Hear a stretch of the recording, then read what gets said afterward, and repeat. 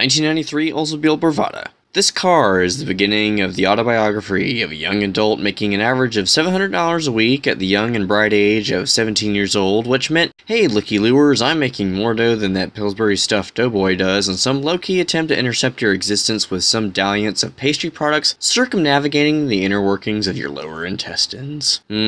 Lady, hear me tonight, cause this feeling is just so right. Oh yes, the lady in black, because this was the first introduction of being absolutely free in a world of automotive wanderlust that exists in the universe of an introvert's realization of needing a way to get to and from that socially awkward prison-looking industrial complex known as a North American high school. I don't mean to brood, but don't you people see high school as a time in human history where the average homo sapien attempts to discover themselves by being thrown into some cookie-cutter desultory, where angst and preteen rage is no longer an occurrence because when you get your first car, you want it to be something that's cool and unique, and for the sum of $900, you bought a 1993 Oldsmobile Bravada with 243,000 miles on it and enough wear and tear to have the desire to want to save this elixir of some early 90s General Motors sport utility vehicular blazer, wearing a suit and no bow tie. 1993 Oldsmobile Bravada, an evocative imbroglio sponsored by the company that ceased to exist in 2004 and is credited as being one of the oldest surviving American automobile marks that was ever produced in this land we designate as the United States of America. Oldsmobile, a code name for pent-up metrosexuality and the first time to want to be accepted by your fellow peers and classmates that you graduated with. If there are any Gen Xers listening to this and they don't remember when this was new, to sum up what this entire body-on-frame midsize USDM SUV is under all that gold trim and charcoal black paint, it's just a Chevrolet Blazer with an airplane-shaped badge and a split bucktooth grille and smart track all-wheel drive as standard. Yep, all this truck was is a Chevrolet Blazer / GMC Jimmy with some slight differences that are few and far in between. This truck is a first-generation GMT 330 Oldsmobile Bravada powered by a 4.3-liter L35 90-degree Vortec V6 featuring central port fuel injection, making 200 horsepower and 260 foot-pounds of torque at around 4,500 RPMs, mated to a 4L60E automatic transmission with that smart track all-wheel drive system, brought to you by BorgWarner and enough LSD to make this boxy SUV melt your eye sockets with the image of a Siberian Husky happily sticking that large-ass tongue out as a sign of complete happiness, and that lady in black transports you to and from some white trash propinquity, scoring first base with a female you messaged on MySpace because that's how you pick up women in the new millennium that we call the early 2000s. This sempiternal love that this car introduced me to was assisted in the disparity by the decision to own my own vehicle outright, paved way to the quest of opulent infatuations of the disease that is called anxiety and stress that has plagued me since my introductions of those two words was happening around the same time that I drove this car. 1993 Oldsmobile Bravada, the anti-Jeep bastard stepchild to old Jimmy Boy and some Blazer, getting an average of 16 miles per gallon on the state highways and back roads of the metro Atlanta area. Yeah, let's talk about the L35 power plant.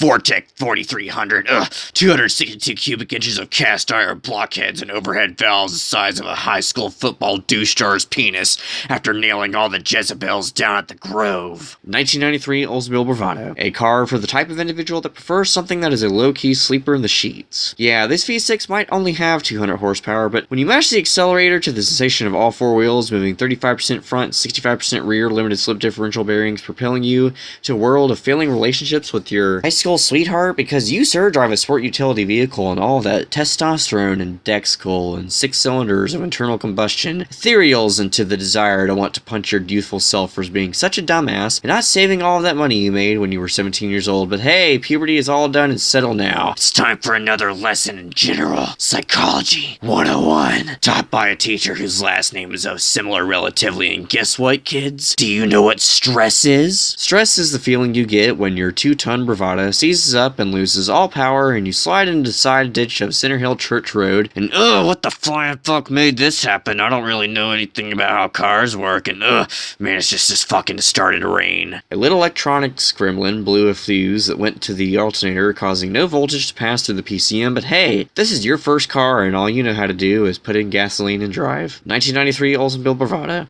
Brought to you by Whoop, there it is, by Quad City Knock, because it's the 90s and looking for dat booty is socially acceptable to vocalize in some hip-hop hide-and-seek multi-mix of the birthplace of a future term to call young adults of today's generation. Millennials. Oh, but that term is only around a decade old in 1993, so who approved the use of an erstwhile conspiracy to undermine the information-based cultural revolution that would blast off an outlaw star in the galactic ley line that serves as the cherry on top of a wet dream of General Motors Corporation? General Motors, or GM, or America's Heartland, is some Detroit-based business conglomerate that is the poster child of the end of the Industrial Revolution of American capitalism run amok, resulting into things like a sob story and can't a damn introvert like Labius around Cunnilingus because, ugh, testosterone and hormones are just touching the upper layers of my epidermis and labium orifices, and the sweet nectar of vaginal discharge is what a GM engineer gets off to at night. Oldsmobile Bravada, an American-only gym that existed for only 3 generations before GM had to clean its family tree of badge engineering flip-flopping experiments that navigate middle-class America into a world of competition from the likes of those Japanese car manufacturers. People might give a lot of shit to GM, but every so often there's an oopsie that just leaks out into the borders of the heartland of America and gasp! An Aries is born.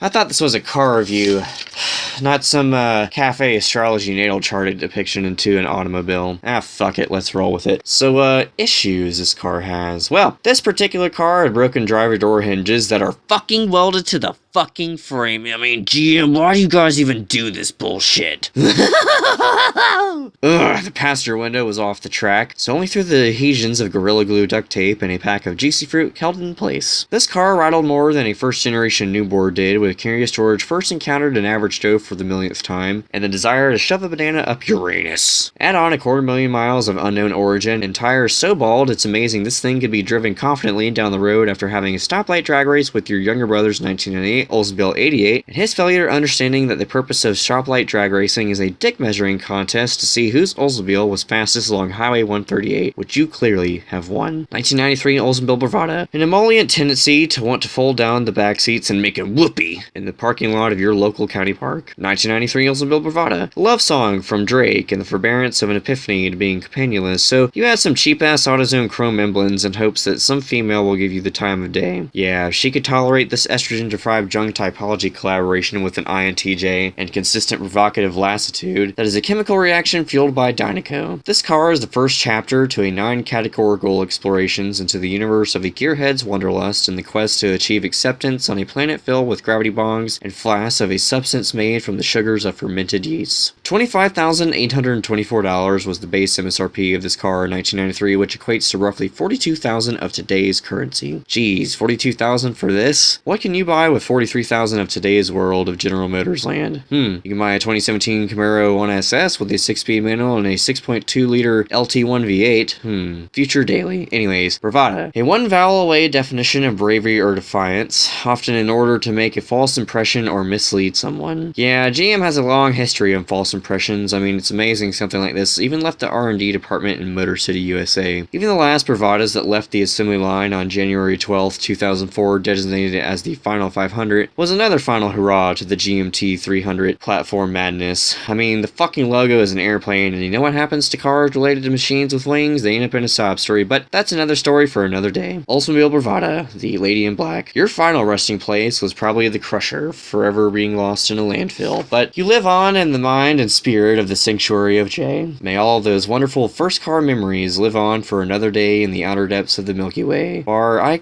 currently have the murmurous yearning for. So long, lady, until we meet again in your next incarnation. The end.